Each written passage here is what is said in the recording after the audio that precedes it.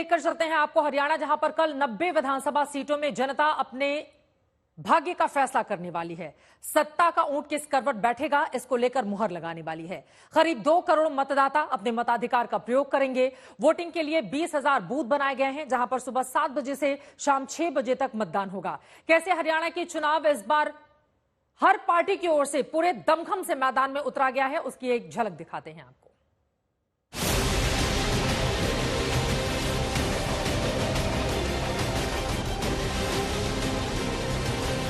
कांग्रेस का शाही परिवार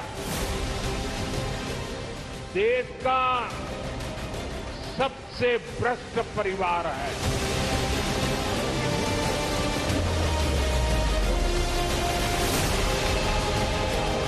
यहां पे कांग्रेस का तूफान आ रहा है।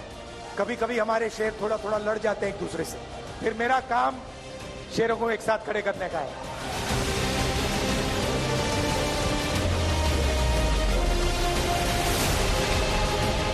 प्रभु राम का विराजमान होना, दूसरा रोम की संस्कृति में पले बढ़े वे लोग, वे बदनसीब जो दुर्भाग्य से अपने को एक्सीडेंटल हिंदू कहते हैं, वे कैसे इसको बर्दाश्त कर पाएंगे।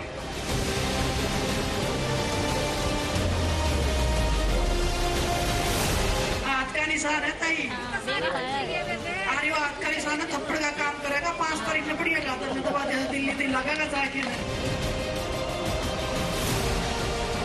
मैं कहता हूं हमारे बिना भी सरकार नहीं बन रही आज हरियाणा में। जो भी सरकार बनेगी आम आदमी पार्टी के समर्थन से बनेगी।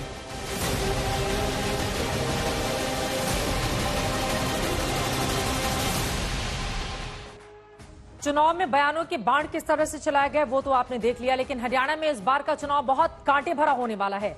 सही मायनों में देखा जाए तो इस बार सीधी टक्कर बीजेपी और कांग्रेस के बीच दिखाई दे रही है। बीजेपी के सामने चुनौती एंटी इनकम्बेंसी की है, तो वहीं पहलवान, किसान और अग्निवीर जैसे मुद्दों पर भी कांग्रेस लगातार घेर रही है सरकार को। पिछले विधानसभा चुनाव में भी हरियाणा में जेजेपी की एंट्री ने बीजेपी का खेल बिगाड़ने का काम किया था, और अगर पिछले 2 विधानसभा चुनावों की तुलना कर ली जाए तो भले ही बीजेपी की सत्ता हो, लेकिन उसका ग्राफ गिरा था।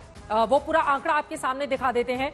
दरअसल 2014 में बीजेपी 47 सीट लेकर आई थी, जो 2000 यहां पर आपको वो आंकड़े दिखा रहे हैं भारतीय जनता पार्टी की। देखिए स्थिति क्या थी, भारतीय जनता पार्टी को 47 सीटें मिली थी, और उसके बाद आंकड़ा गिरता है और ये आ जाता है 40 पर 2019 के चुनाव में।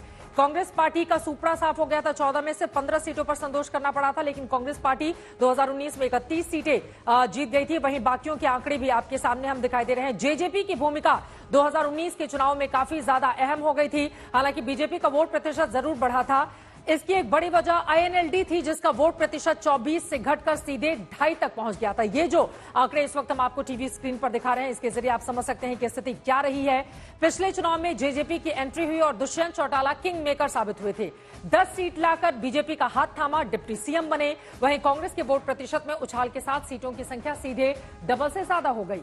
यही कारण रहा कि इस बार भी कांग्रेस 10 साल बाद सत्ता में वापसी की उम्मीद लगाए हुए है।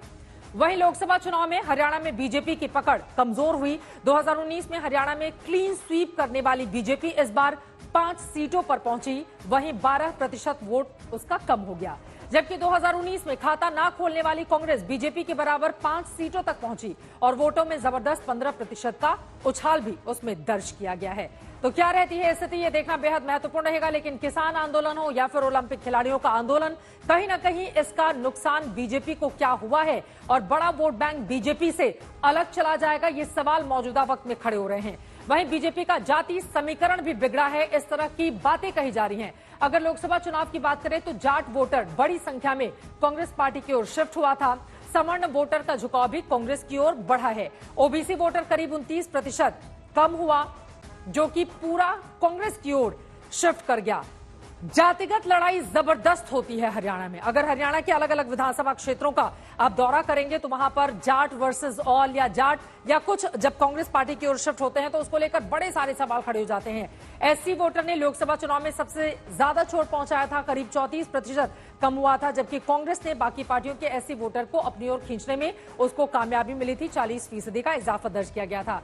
यही कारण है कि हरियाणा में बीजेपी लगातार कुमारी सैलजा को लेकर कांग्रेस पार्टी को यहां पर घेरने का काम कर रही है और दलित वोट बैंक में सेंधमारी की कोशिश में लगी हुई है। वहीं क्षेत्रीय पार्टियों के सामने भी एससी वोटर को बचाने की चुनौती है। ये कारण है मायावती के साथ इनेलो का गठबंधन। जेजेपी के साथ चंद्रशेखर आजाद की पार्टी सामने आ गई है, जिसने पूरे के पूरे मुकाबले को बेहद दिलचस्प बना दिया है।